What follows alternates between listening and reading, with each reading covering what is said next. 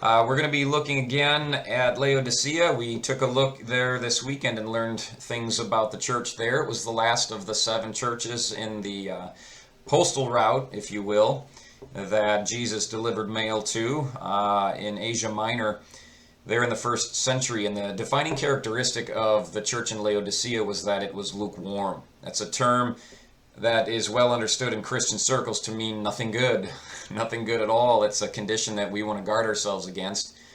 And so we had some things to learn there from the church that Jesus addressed in chapter 3 of Revelation. Now, on Sunday morning, I suggested that even if the church that we attend isn't lukewarm, that we're still in a bit of a dangerous position because we're living in an age that is lukewarm, and we're certainly living in a culture that promotes this lukewarm sort of approach to Christianity.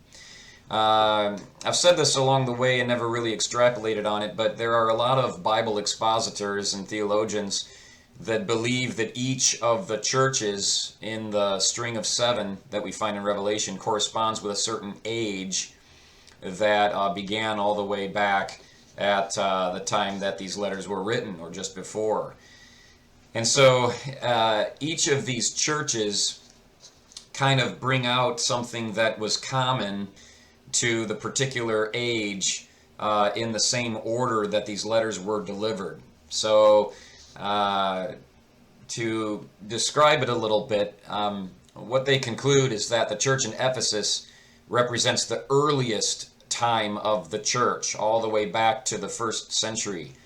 It was the apostolic age, which went from 33 AD to 100 AD. And the things that were common to the church in Ephesus were common to the first sort of section of the church age. The next one beyond that was Smyrna, and that really was the church that was under intense heat and persecution. They were the ones that were at risk of losing their lives.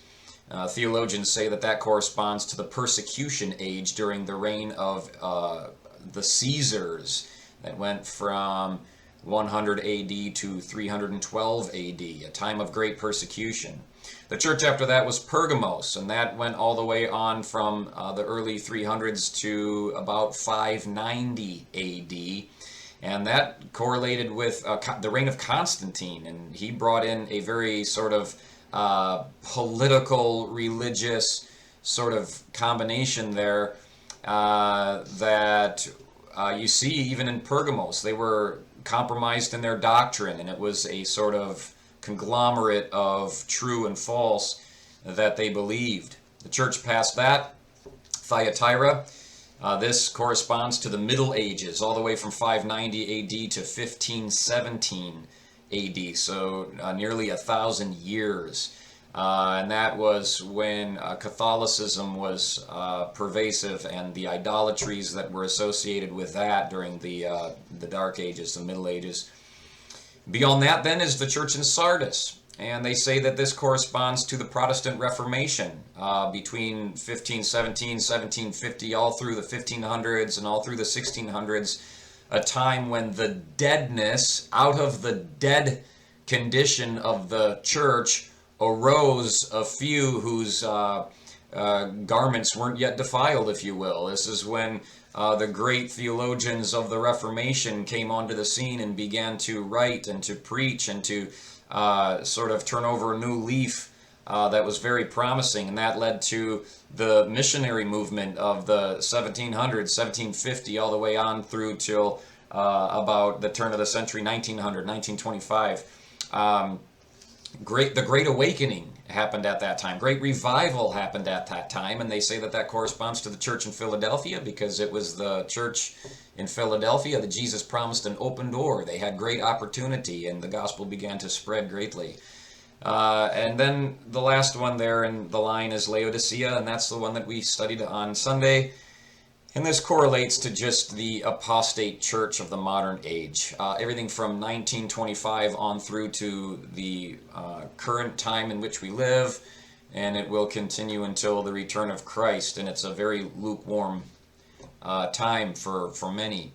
Certainly every age along the way may have the flavor of any of the given churches. This isn't to mean that everybody in our modern time is lukewarm, but it is to suggest that there is a sort of a corresponding age.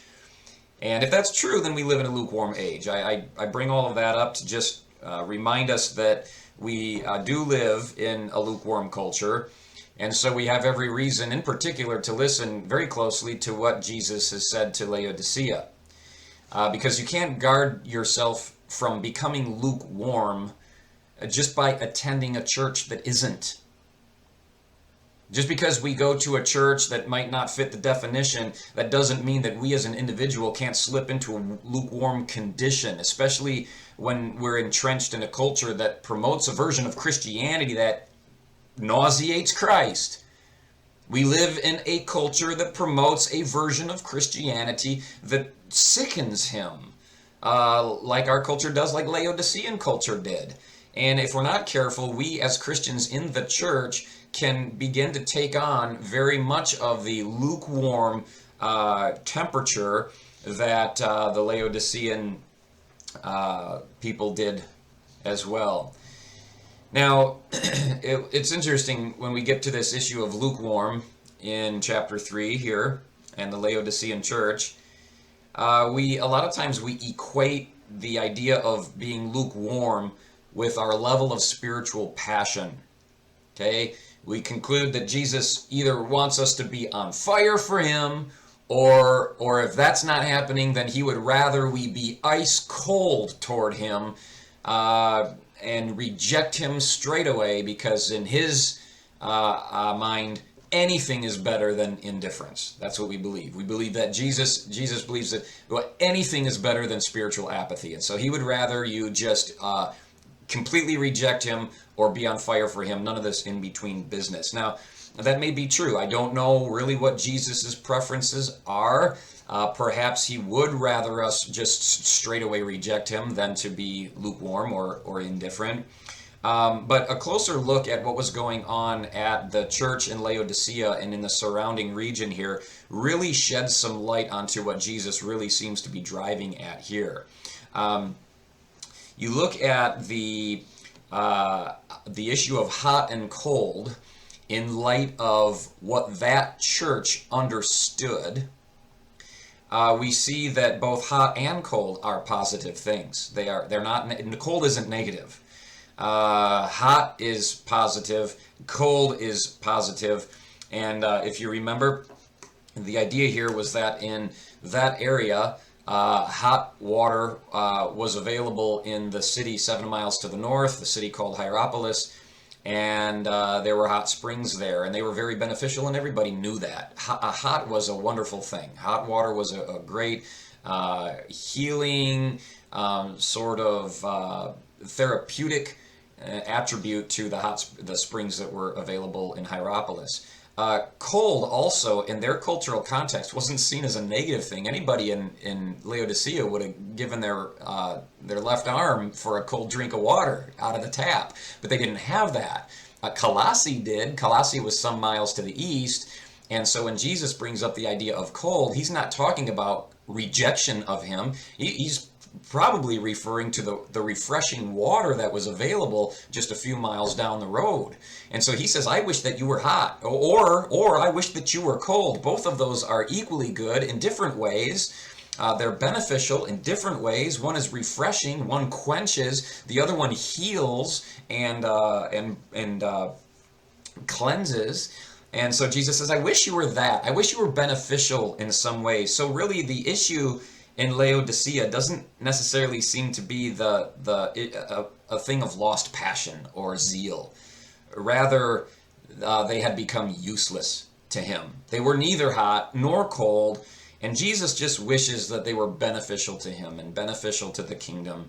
He wishes, like anybody else would, that they were pleasing to him, that the water was good in some way. It wouldn't matter if it was hot or cold, but lukewarm is not either. He wishes that they were refreshing. And I'll tell you that passion and zeal aren't enough to make a Christian useful in God's kingdom. There are a lot of people who have a lot of passion and are entirely useless. A lot of people with a lot of zeal, but not enough knowledge to make them of any good within the kingdom of God and his purposes. Passion alone can actually serve to misdirect an individual and bring them down a very bad road. So the issue isn't necessarily one of passion, though it could have been in some cases. The overriding issue is one of usefulness. Jesus wants his people to be useful. Okay? Now, a church or an individual doesn't necessarily become useless overnight. Water doesn't become lukewarm overnight. If it starts out as hot, it takes a while before it's room temperature. If it starts out as cold, it takes a while for it, again, to rise up to room temperature. You remember that the water that came into Laodicea was actually piped in from about 6 miles away. The big question is, at what point along the route did it become, by definition, lukewarm? What is the temperature of lukewarm? And at what point did the cold water become that temperature? It wasn't at the source, but we do know that by the time it reached the city, it was. So somewhere along that 6-mile pipe, it turned from cold or hot to lukewarm. At what point in a person's life do they become, in God's eyes, lukewarm? Is there a defining moment or some kind of an experience that they have, or something that happens and it just jacks with the temperature of that individual and suddenly they nauseate Christ? They do today, but yesterday they didn't. Yesterday they were pleasing. Yesterday they were useful. Yesterday they were very passionate, but today all the passion is gone. They are useless. There is no good about them, and Jesus is sickened. Is there a point in time that happens, or is it more of a process? I would suggest to you that it's a bit of a process. Okay? These people were no longer useful for Christ. They had potential at one point, but no longer do. And the reason why they have no usefulness about them isn't necessarily for a lack of passion. It's because there was a lack of dependence. They didn't need Jesus. That is a big, big problem. You can be as passionate as you want, but if in truth you don't feel like you need him, and you're operating rather independently of him, all your passion counts for nothing. You can have all the zeal in the world, and yet if you're not dependent on Christ, if you're not desperate for his help because you find all the help you need in the world around you, you're nauseating. Okay? These people were healthy, and if they weren't, they had good medicine available. Right? They had good schools of medicine. They had good medicinal salves available for their ailments. They had all of those things were accessible to them right there in the city. These people were wealthy. And if they weren't, there was a bank.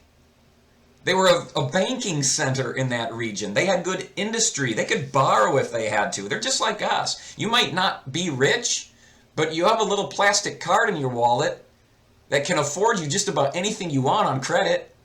You can go to the bank and borrow some money. You can buy whatever you want. They were the same way. They had revenue in that city, and so they were deprived of nothing. These were people who dressed for success, thanks to the textile industry, and we covered that too. The only thing that these people need Jesus to save them from was the unpleasant drinking water.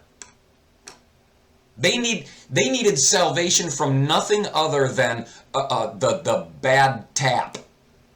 Okay, so you listen. You might be lukewarm. You might be lukewarm if the only things you need Jesus to save you from are trite. If they're just ridiculous things that are in your life, if the things that bring you to your knees in prayer, if the things that, think of what you ask for Jesus' help in with prayer. Think of the things that you pray for. Think of the things that you actually go to him for needs. That's a litmus test of your spiritual temperature. And if we're honest, we must admit that many of the things that we pray for are actually only contributing to the lukewarmness in our lives. God, please give me the job that I applied for so that I can have more money and better benefits so that I need you less. Oh Lord, I pray that I get into this school. I pray that I get accepted into this program so that I can get a better education, so I can get a better job, so that my life can be more comfortable, and I need you less. Oh Lord, make evangelism easy for me at work. And don't let me run into any obstacles. I pray that the people I speak with are receptive to the gospel, all of them, so that I don't get any pushback and I don't get any persecution and I don't really need you.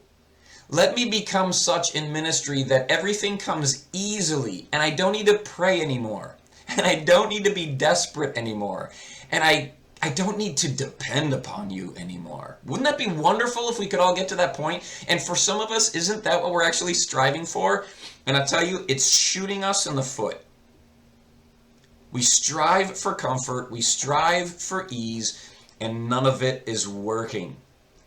Okay, these things in our life, they aren't always making us more useful for God's kingdom. A lot of the things in our life are actually entrenching us deeper into the useless wealth machine of America. We need to be very careful of what we pursue because it may actually be counterproductive to the things that Jesus would have us pursue. So like the Laodiceans, Jesus gives his counsel, knowing that it probably won't change anything. He gives it anyway, and I explained that on Sunday. There's a bit of sarcasm here. He wishes that these people were hot or cold, but they probably won't change, and yet he counsels them anyway. And his counsel essentially is for them to become dependent upon him. He says, you need to buy gold from me. You need to get your gold from me, not the bank. You need to get your revenue, your wealth from me, not the industries you're surrounded by. You need to get your garments from me. They're white, not from Macy's, their Laodicean branch of Maurice's. Not the black garments you're accustomed to. You need to get the white ones that I offer. He says you need to anoint your eyes with salve. You need to be the recipients of the medicine that I provide, not the providers of the medicine that you've created. Jesus turns the tables on them and says you need to become dependent upon me instead of yourself. You need to rely upon me instead of what your culture provides for you. And that's so difficult. Guys, if I'm honest, I'll tell you this. I don't like depending upon Jesus or anybody else for that matter. I want to be self-sufficient. My independent spirit, and yeah, I could blame it on American culture because we're all independent here, or I can blame it on my sinful nature because there is something inside of me that craves to be self-sufficient. I hate needing help. I don't want to rely on others, much less Jesus. And so this is a challenge to us, just like it was a challenge to the Laodiceans, because we want to be less dependent upon Jesus. And our prayers often reflect that. Not more dependent upon Jesus. We only depend upon him when we have to. And that's, generally speaking, when we go to him in prayer. So we don't like this. Not our flesh. Our flesh doesn't like the idea of becoming more dependent upon him. And yet, you got to wonder, how many problems in our life could be avoided if we actually did depend upon God instead of ourselves, or our job, or our education, or the strength of our body, or the strength of our mind, or the success of our ministry, the influence of who we are in this world and in our community? What if we stopped depending upon ourselves and learned instead to depend upon God? And Jesus acknowledges that this is hard for us. He says this. That's why he says in verse 12, I'm sorry, it's not verse 12. It is verse 19, if I'm not mistaken. He tells them, listen, this is what I do for people I love. I rebuke them. I discipline them. He says, so let that be the incentive you need to find your zeal again and repent of your independence. Jesus knows that we don't always want to hear what he's telling us, and so he reminds us that it's being done in love. Hebrews chapter 12 deals with that issue in greater depth, but we realize there that discipline is proof of God's love. I'll read a little bit of it for you in Hebrews chapter 12. Verse 7, we're reminded that if we endure discipline, if we endure what's called chastening, God's only dealing with us as he does because we're his children. Because what child is there, the Bible asks us, with a father that doesn't discipline them? But if you don't have that in your life, if that isn't a consistent part of your life where God is disciplining you and telling you things that you don't want to hear and expecting you to repent of things you don't want to change, he says, then you're not a child of God, because every single one of God's children endure that discipline.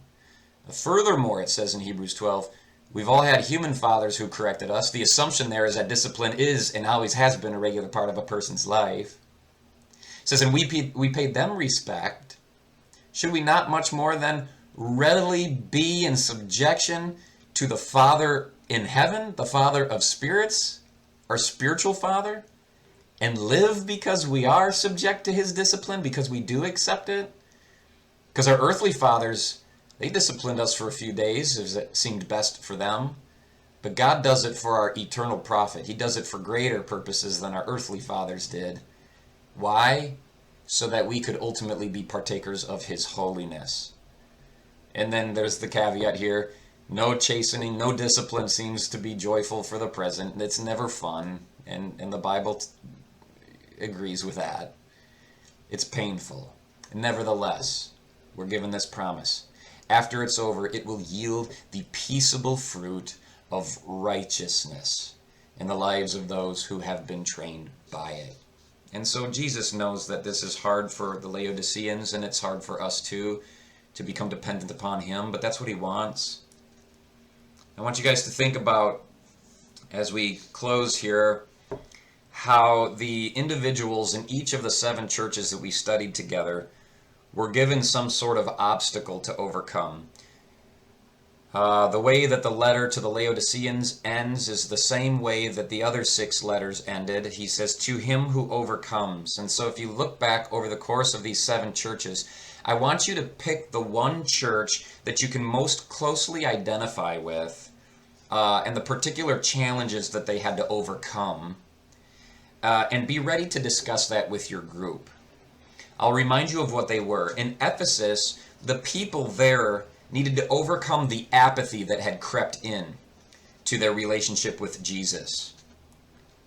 Do you have to overcome apathy? Is that the challenge that you face? Is that what's being presented to you?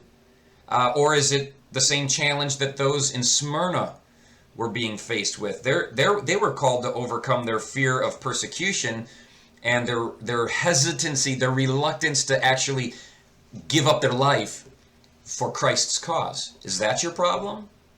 Is that what most challenges you, is the letting go of what's precious to you, up to and including your very life if necessary? We remember what happened in Pergamum and how they were needing to overcome compromised doctrine.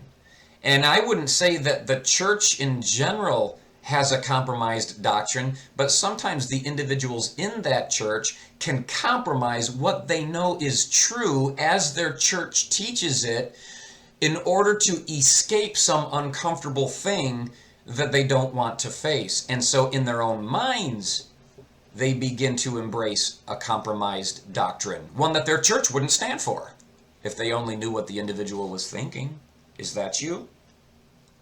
In Thyatira, it was an issue that is so common in churches today and in individuals that attend those churches. It was sexual impurity and idol worship. Is that what you need to overcome in your life? Is that what's keeping you back from intimacy with Christ? Those in Sardis needed to overcome the temptation to spiritually give up and die, like their colleagues were. Everybody in that church was dead except for a few remaining individuals that were still clinging to life. Is that you? Are you barely hanging on while the others around you are dying? They're falling off, and Jesus is telling you to overcome the temptation to give up and die like the others have? Or how about Philadelphia?